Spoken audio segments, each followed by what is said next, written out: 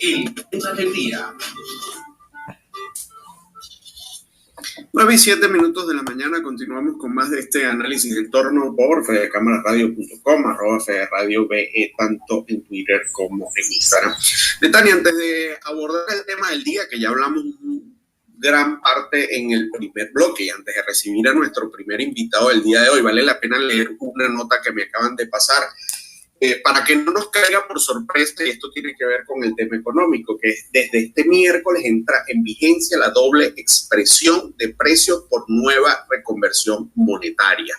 El Banco Central de Venezuela informó en sus redes sociales que a partir de este miércoles 1 de septiembre, a un mes que entre en vigencia la nueva reconversión monetaria, los precios de los productos y servicios en los locales comerciales deben estar publicados en su expresión actual y en la nueva escala monetaria, en la que se eliminan 6 ceros de la actual moneda. Esta disposición estará en vigencia hasta que el BCB lo disponga. A través de un breve video publicado en las redes sociales, justifica que la nomenclatura, a pesar que en la mayoría de los establecimientos se manejan con referencias en dólares, servirá para que la ciudadanía pueda familiarizarse con la nueva expresión del llamado Bolívar digital. Esto lo leemos de Correo del Caroní, así que no se extrañe si usted hoy sale a comprar algo y le aparecen los dos montos, porque bueno, ya vemos que es una disposición, es una obligación del Banco Central de Venezuela. Esto a un mes que entre en vigencia esta reconversión monetaria. 9:09 en la mañana, volvemos al tema del día, porque sin duda alguna hay mucho que analizar en este anuncio por parte de F4 de participar en las elecciones del 21 de noviembre. Para hablar de todo ello tenemos con nosotros a Ignacio Belisario, consultor político. Buenos días, Ignacio, ¿cómo estás? Buenos días, Betania, buenos días a todos los que nos escuchan. Muchas gracias por la invitación.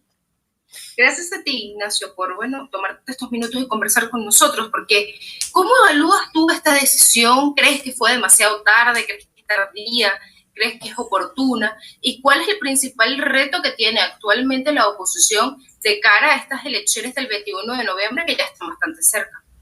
Bueno, mira, efectivamente considero que la decisión fue completamente extemporánea. Unas elecciones que estaban previstas para el 21 de noviembre del presente año. Desde hace por lo menos unos 4 meses ya se tenía certeza de cuándo se iba a realizar el proceso. Evidentemente entiendo la intención y la necesidad de la oposición de utilizar el proceso de negociación que se lleva a cabo en México en estos momentos como otra vía que forma parte de este juego entre la oposición y el régimen de Nicolás Maduro para lograr garantías electorales que pues le hicieran pensar que era realmente viable o digamos posible que la participación en esas elecciones pudiese arrojar resultados positivos para lo que ahora pues se ha denominado la Plataforma Unitaria de Venezuela. Sin embargo,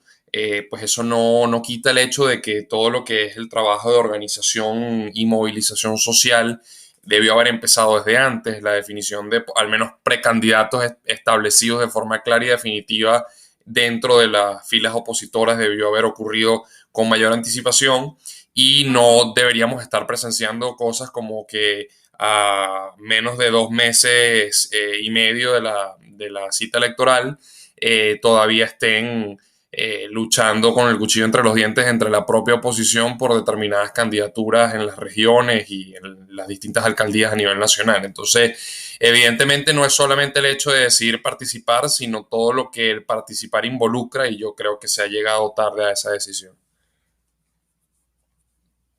Y voy a preguntarte sobre el hecho, porque ayer incluso nosotros los periodistas lo debemos admitir, estábamos esperando un pronunciamiento más contundente, incluso estábamos esperando los nombres de los candidatos, pero ayer Henry Ramos Alú dijo que todavía están en este tema de las discusiones, el consenso.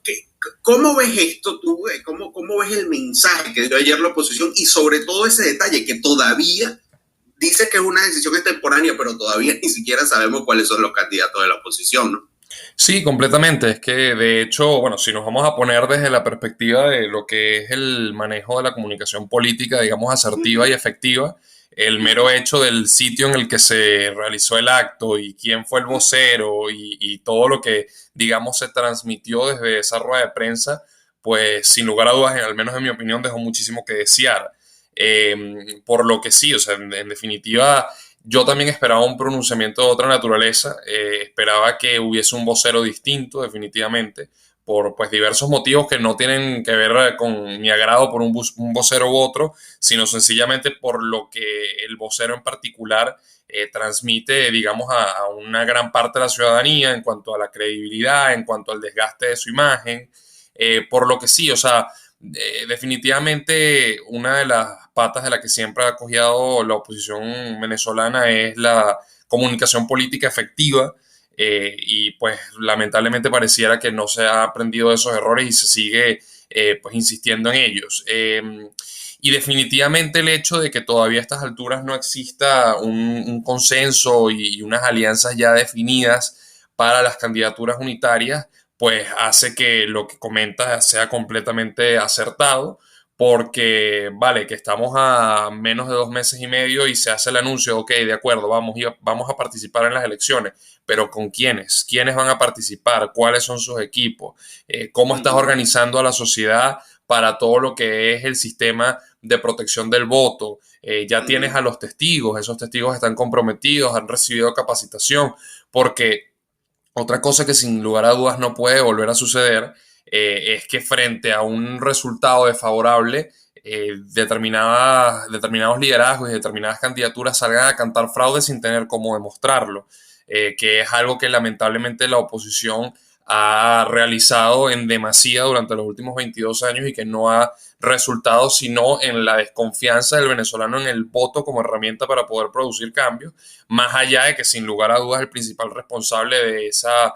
merma en la confianza del voto y de todo lo que tiene que ver con las garantías electorales, sin lugar a dudas es el régimen de Nicolás Maduro.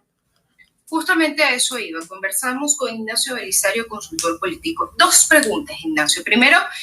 la ausencia de Juan Guaidó el día de ayer en esta rueda de prensa. Se decía que no estuvo porque era una convocatoria por parte de los partidos. Sin embargo, después salió a través de las redes sociales diciendo que aún hoy no hay garantías,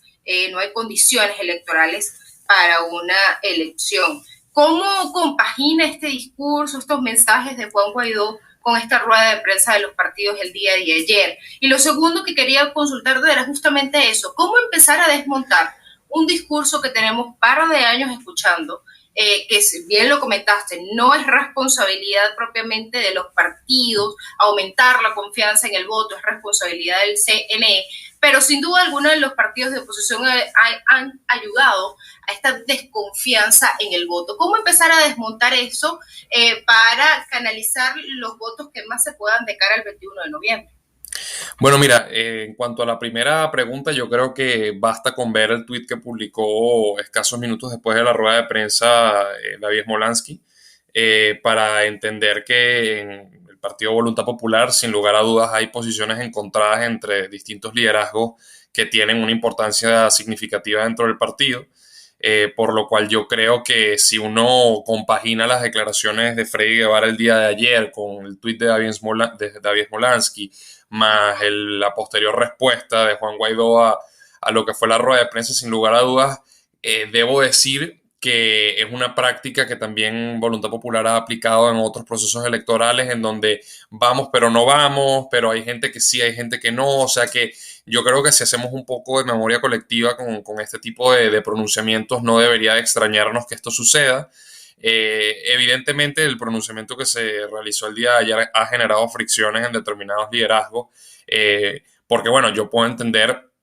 que evidentemente una persona como David Smolansky, que era alcalde de Latillo y que fue perseguido sin ningún tipo de justificación de forma ilegal e inconstitucional y inhabilitado de forma también inconstitucional e ilegal y forzado a huir del país, pues vea que en un proceso en el que se va a disputar esa alcaldía, el hecho de participar, caigamos nuevamente en todo este argumento y esta retórica de legitimar o no legitimar, de si las condiciones están o no están dadas, que evidentemente hay que decirlo de plano, claramente no estamos ni vamos a enfrentar un proceso electoral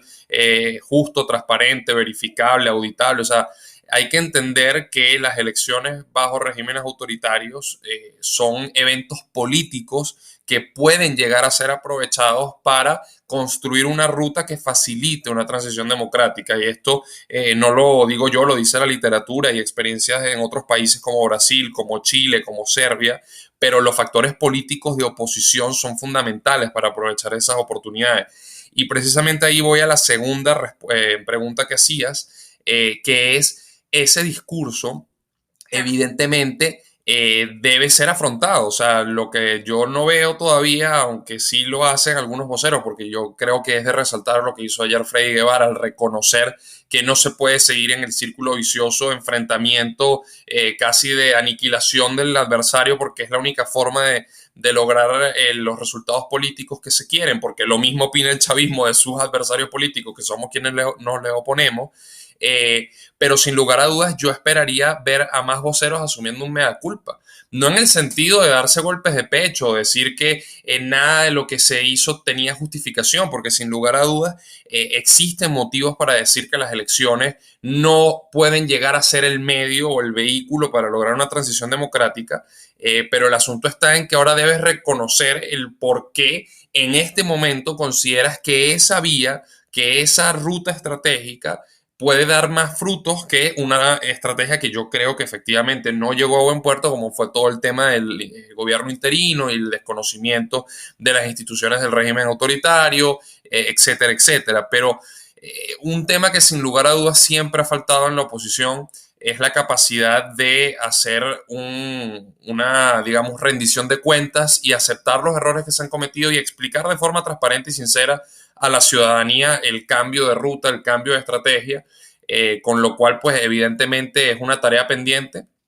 y yo creo que deberían hacerse cosas como reconocer que en más de una elección, y esto lo digo con propiedad porque lo conozco desde adentro, no se ha contado con la infraestructura de defensa del voto necesaria para garantizar el poder demostrar el fraude. Sin ir tan lejos,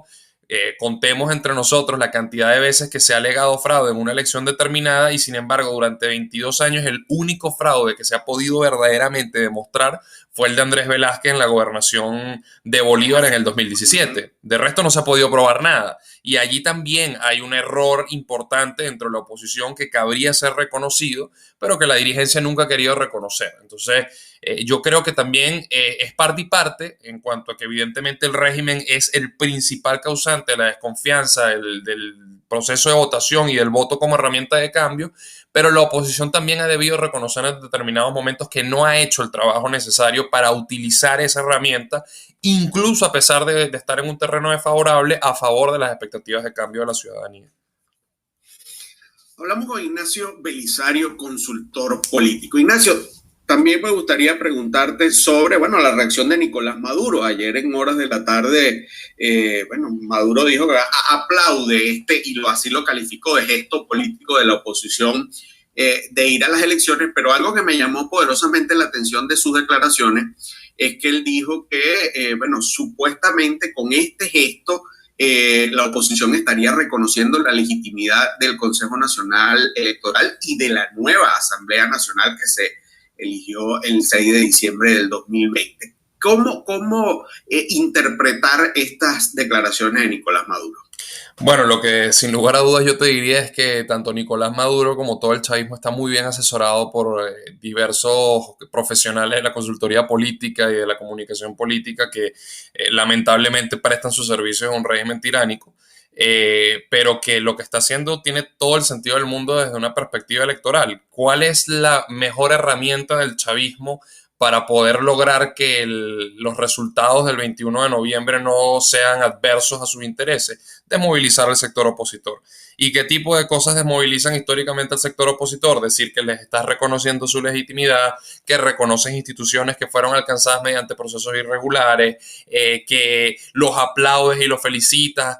todo el tema de sembrar incertidumbre sobre si hubo conversaciones a espaldas del pueblo venezolano. Y en definitiva es algo que si lo analizamos en los últimos 22 años nos vamos a dar cuenta que ha sido una práctica reiterada tanto de Chávez como de Nicolás Maduro como de N cantidad de voceros y actores dentro del chavismo, porque una de las cosas que deberíamos aceptar como opositores es que el principal favor que le hacemos al chavismo es desmovilizarnos, y la abstención históricamente, por lo menos en nuestro caso venezolano, ha servido precisamente para eso, para desmovilizar a la sociedad. Nunca hemos alcanzado ningún logro tangible a través de la desmovilización y la abstención en procesos electorales, y el chavismo lo sabe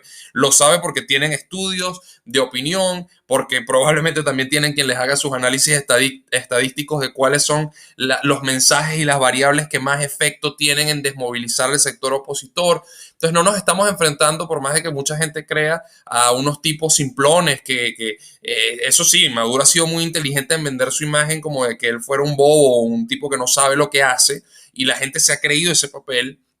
Y lamentablemente muchas personas creen lo mismo del chavismo como conjunto, pero no lo son. Ellos saben exactamente lo que están haciendo desde el punto de vista de aferrarse al poder político por la fuerza, y una de las cosas que necesitan para eso es mantener totalmente inerte al sector opositor, porque algo que sí es cierto es que el chavismo está apostando a unas elecciones del 21 de noviembre con una baja participación de la oposición para ganar y poder decir, miren, yo ofrecí unas reformas electorales, es verdad, no era una situación completamente transparente, justa, pero hubo reformas electorales, digamos, que hacían que fuera medianamente posible ganar, y sin embargo, fíjense, la oposición no ganó, yo tengo más votos que la oposición. Y esa va a ser una realidad que le va a tocar enfrentar a la oposición si no es capaz de movilizar a los electores, de realmente proteger sus votos y de poder capitalizar el proceso electoral a través de un proceso de capacitación, formación y organización de la sociedad civil, porque creo yo que lo más importante es utilizar el proceso de cara al futuro. Hay que